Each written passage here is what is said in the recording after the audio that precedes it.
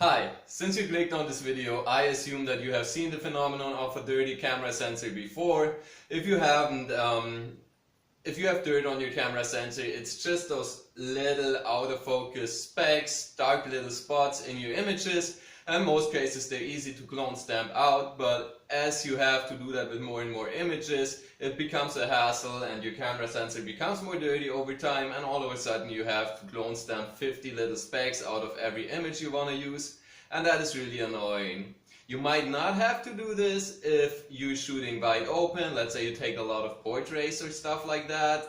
If you shoot f1.8 or f2.8, they are likely to be blurred out. But as you narrow your aperture down and let's say you take landscape photos or even macro photos, those little specks show up very noticeably in your images, and they're really annoying and easy to avoid if you keep your sensor clean. Since I have to clean my cameras today, I want to show you how to do it.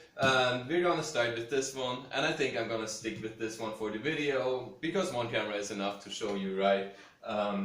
So as I said, with a narrow aperture, those specks really stand out. And so what you want to do first is to determine how dirty your sensor is. And there's multiple ways to do that. Basically, the easiest way is to go for really high f-stop numbers so that your aperture is really narrow. And ISO doesn't matter for this, you'll see the specs anyway, and we're not about image quality.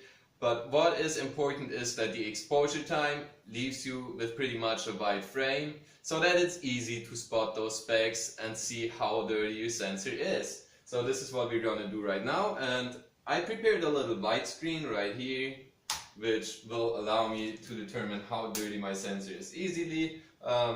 This looks about right, but I'm going to go with the manual mode, and I'm going to go for f32, which is as high as this lens goes, and exposure time of 0.6 seconds at my native ISO 100.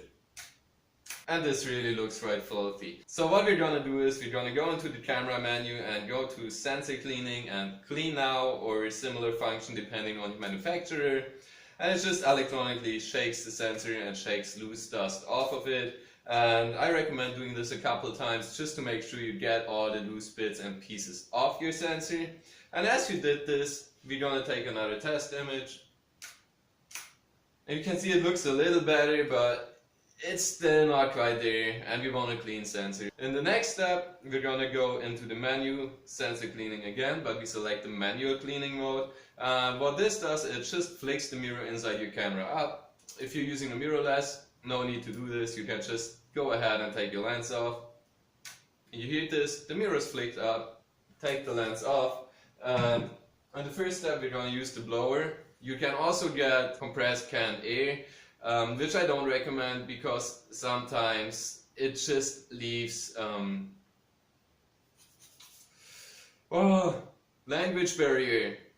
Well, sometimes there's more than just air coming out of that can, and that can damage your sensor. So we're not going to use that. We'll just use this and use the environmental air. And we also want to make sure that we're in a mainly dust-free environment. It doesn't need to be laboratory conditions, but you want a clean workspace to do this. And we hold the camera like this, upside down, to make sure we don't actually get dust falling into the sensor chamber. And then we just give it a few good blows. Make sure to not actually touch the sensor. Keep a reasonable distance, but make sure that you hit the sensor. And we're gonna put the lens back on and take another test image. Yeah, that actually did quite a bit of improvement, but you can see there's still some dirt left. And well, if you're good now, if you got rid of all the dirt, then you can quit right now. There's no point in getting your sensor wet and taking the risk of actually getting it dirty. But if you still have dirt left that you want to get rid of, in the next step we're gonna go into the menu again, go to the manual sensor cleaning option, flick the mirror back up, and now we're gonna use one of these guys. Just let me make sure we've got the... Yeah, this is for full frame. You can buy these sensor swaps online, and when you purchase them, make sure you get the right size. They always state the sensor size, but even sensors can variate. For example, the Canon APS-C is slightly different to the Nikon APS-C. So you want to make sure that the actual size of the swab fits your camera sensor. And I know a lot of people are anxious about cleaning their sensors themselves, but if you use the proper tools and if you do it carefully, it's pretty straightforward and there's nothing to worry about, and you really have to be really clumsy to actually damage your sensor. So we're gonna take one of those swabs out. And the way it works is you take it out after you took the lens off. You want to be fairly quick when you do this and not expose the swab nor the camera sensor too long to the environment. You take it out, you use it one side, swab over the sensor, this side is done, not usable anymore at all, it's got the dirt on it now. And then you take the back side of it, give it another swipe, and your sensor should be good to go. If you got the dry swabs that come with the sensor cleaning fluid, you want to make sure that you don't get your swabs too bad, otherwise things can become really messy and you'll probably end up using another swab to get rid of the rest of the cleaning fluid. So make sure it's damp but not soaked, and yeah, I'm gonna show you how to do it right now.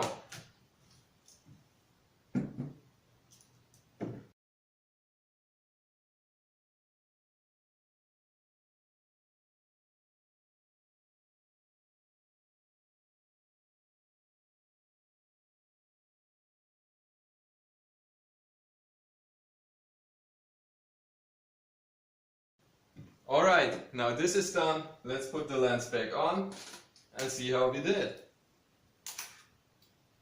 Flick the mirror back down, shake the sensor off.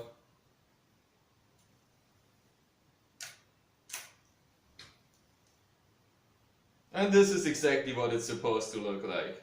Pretty straightforward and not too hard to do at all. So if you have a dirty sensor, don't be afraid to clean it yourself. You can save yourself a lot of money. If you just do it carefully and just as I showed you, there's nothing that really can go wrong. If you have any issues or if you run into any problems with this, let me know and we'll discuss anything in the comments below.